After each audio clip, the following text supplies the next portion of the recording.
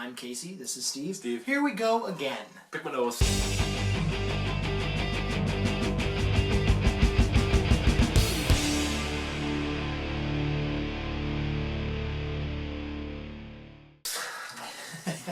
Steve, now the camera's rolling. All right, so in movie news, we got some Great fun, stuff. some great stuff, some fun stuff. Uh-huh.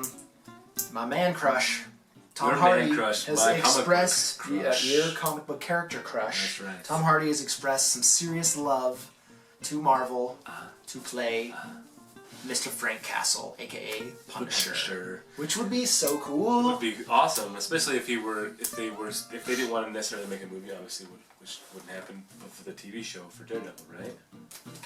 Possibly for Daredevil. I'm sure Tom Hardy would probably lean more towards making a movie, but just to play the character. I think it's a good starting point to have it in the Daredevil series, and then have a spin-off him, in the whole universe. It's a starting point. It's all on there. I think it's dark enough. Like the whole Daredevil series is dark enough to have a Punisher character in it. Yeah. That would kick ass. Yes. I mean, and Tom Hardy has done Peaky Blinders for some TV, so that's on Netflix and stuff. So I think it would be that, cool that to see him could out definitely there. work. Maybe just like a cameo or something. I don't know. That'd just be fun. It'd be fun to see Punisher back at it again, since they did get the rights back from. And make a good Punisher movie. Yes, or like I said, I'm really just excited to see him in the whole Daredevil series. So that would be fun. So I'm excited for something like that to develop. Yeah. Mm-hmm. Oh, Mr. Martin Freeman is joining the Marvel Cinematic Universe. He's going to appear in Captain America: Civil War. Mm-hmm. I don't know what that's for all. yet. I don't care. I'm excited. I just hope to be surprised by the time the movie comes out. Mm-hmm. All right, for a year. Mm-hmm.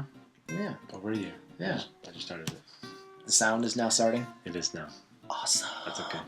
That's okay. Hello. Yeah. What else? Oh, Boba Fett is going to get his own origin story. It was going to happen. We all knew it. I mean, if it didn't happen, there was going to be a Boba Fett uprising, I believe. Right. So you've got it's good. Star Wars out this December. Mm-hmm. Then you have Star Wars Rogue One out next year in 2016. Mm-hmm. Then the next chapter in Star Wars, and then the Boba Fett movie. And the Boba Fett will be like 2018 or something. So way the hell out there. But yeah. I think it was more of just like we're gonna make it. Everybody calm down. Everybody calm down. It's gonna happen. Yep. That's awesome. Mm-hmm. Lucasfilm confirmed that they are going to make an Indiana Jones 5. It is happening. They don't know when. It hasn't been announced, like casting or anything like that. It's too far out. But please show your kids, your nephews, your nieces, whoever you want. Please show them Raiders of the Lost Ark, the original Indiana Jones trilogy with Harrison Ford, before this new movie comes out. And so they know that it's gonna be crap. Yeah. And I was thinking, it was like, I know Chris Pratt's been thrown out there, to play Indiana Jones, but I was like, okay, he is Dr. Jones. He's an archaeologist. He teaches, he's a professor at a university. Like, Chris Pratt all of a sudden does not work. He's too goofy. He's too much of a goofy character. Right. Too much of a goofball. Which works in his favor for his characters, but not for this. No. I think they need to cast a little bit older. I'm not saying they have to go Harrison Ford old. No. But older. I agree. And I could pass on the professor part. Yeah. And then like the cool action hero. Times. Yeah. Yep. It's kind of like how you need to instead of casting a character like Superman, you cast a character as who can play Clark Kent, and then they can just make him look like Superman. But he needs to be that kind of character, and not just like some action star or whatever. Right. He needs to play the actual character, which is for him a doctor, an archaeologist. Next! Are you still talking? Okay, moving on. That was all the movie news for this week. That's right. In theaters, out this weekend, we've got Hot Pursuit. With two hot ladies. Two very, very attractive ladies.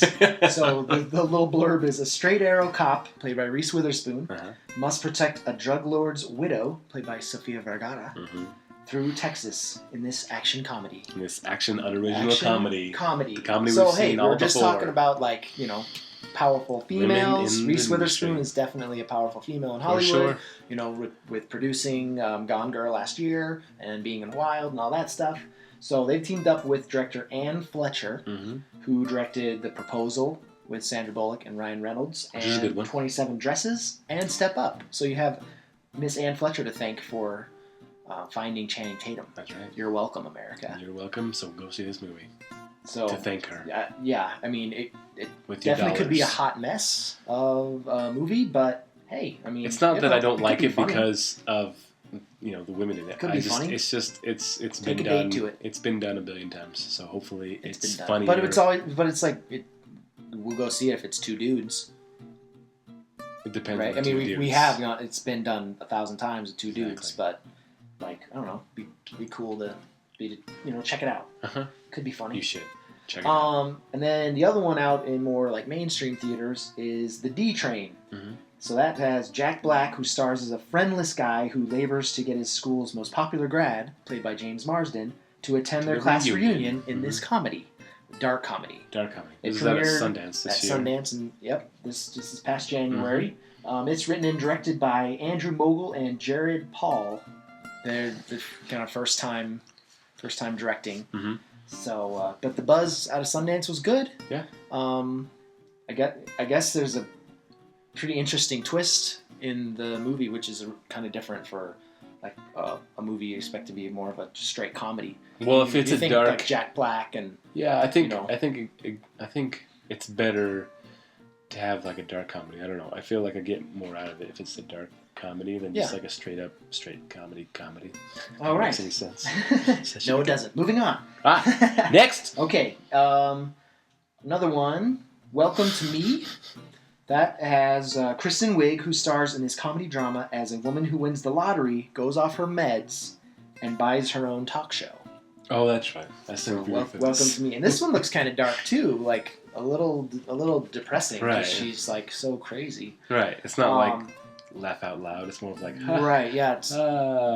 yeah. Probably shouldn't like be I don't know if I should be laughing. funny. This premiered last year, actually, at the Toronto Film Festival. Mhm. That is, let's see, it's directed by Shira Piven. See, So I a lot would of female directors. I would rather go see this than Hot Pursuit because it Yeah. seems a little more original. So that's Yeah. not having to do with anything specific, but it seems a little more original. I like where your head's at, Steven. Okay, and then also coming out, we've got a movie called Five Flights Up, which originally was titled Ruth and Alex back, I think this premiered at Toronto or something even a little earlier last year. Mhm. This stars, where is it? Oh, Diane Keaton and Morgan Freeman. And they star in this drama as a long married couple selling their Manhattan home.